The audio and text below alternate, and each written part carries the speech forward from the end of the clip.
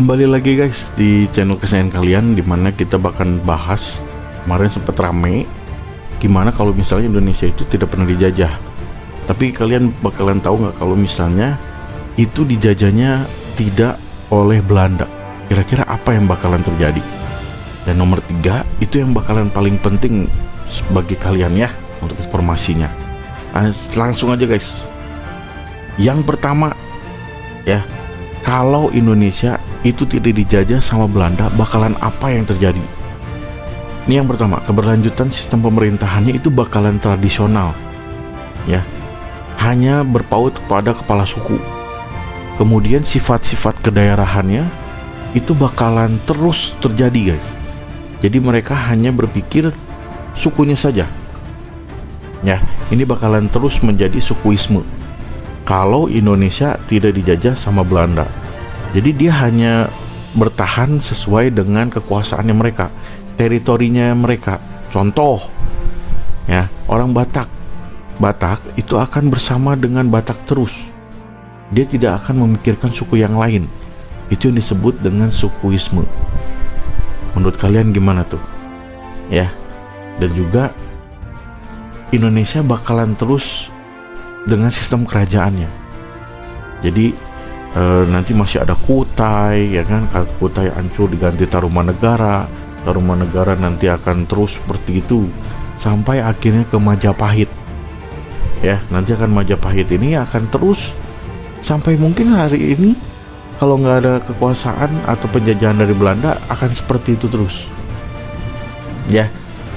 Kemudian yang kedua nih guys, kemudian pengembangan budaya dan bahasa lokal itu bakalan berkembang tanpa pengaruh bahasa Belanda ya. Kemudian bahasa Indonesia itu mungkin tidak bakalan ada ya. Kemudian bahasa daerah yang kita kenal itu sampai 714 bahasa daerah, dan itu paling banyak ada di Pulau Papua ya. Ini bakalan tradisinya bakalan semakin tradisional.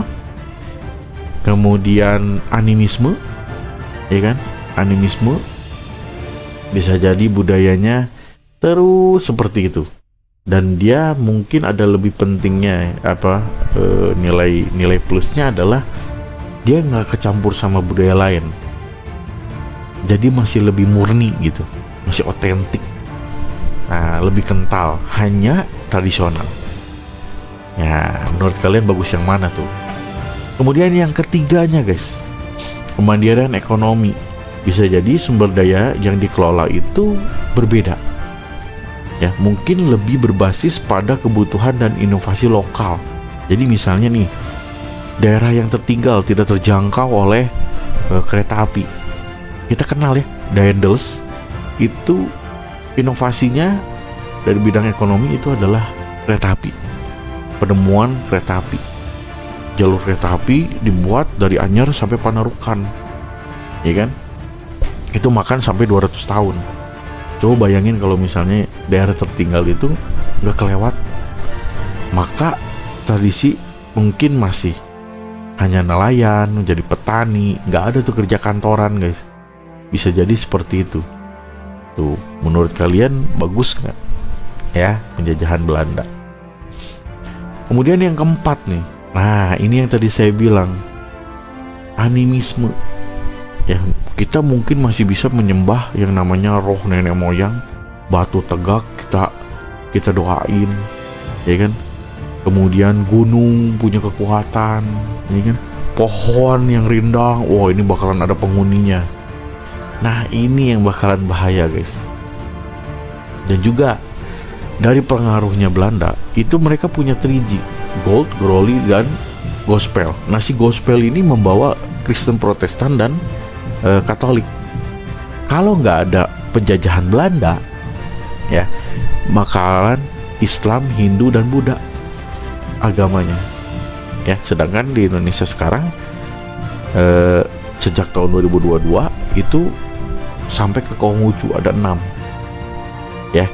Cuman yang sekarang cuma 3. Nah, bayangin kalian gak akan ada pilihan guys, cuma 1, 2, 3 dengan sistem kerajaannya. Jangan lupa agama berbasis sistem kerajaan. Ya, memang bebas, lebih bebas, cuman kalian gak ada pilihan. Karena agama yang terakhir yang datang itu adalah Islam. Ya, Hindu, Buddha, ya kan, itu yang pertama. Di tengahnya itu ada Kristen dan Katolik, baru Islam. Nah, itu dia tuh. Yang terakhir nih, infrastruktur dan teknologi. Ya, perkembangan infrastrukturnya seperti jalan, kereta api, dan bangunan mungkin akan berbeda. Jadi akulturasi itu kan pencampuran dua budaya, tapi budaya itu tetap ada gitu. Nah, ya, itu bakalan lebih sempit. Jadi akulturasinya itu aja, tradisional. Ya, bisa jadi kereta masih pakai yang di ayun seperti itu. Sedangkan kalau misalnya Daendels, Raffles, Van der Bos nggak datang, itu bakalan tradisionalnya luar biasa guys. Infrastruktur mungkin bangunan kita nggak akan kenal, struktur jembatan, struktur bangunan itu nggak akan kenal. Kenapa? Karena Belanda itu sangat memberikan pengaruh besar daripada Jepang. Kita bakalan bahas yang Jepang guys. Kamu bakalan tahu bahwa Jepang itu lebih bahaya daripada Belanda. Nah, nantikan di video selanjutnya. Jangan lupa like dan subscribe biar saya semakin semangat buat bikin konten. Oke?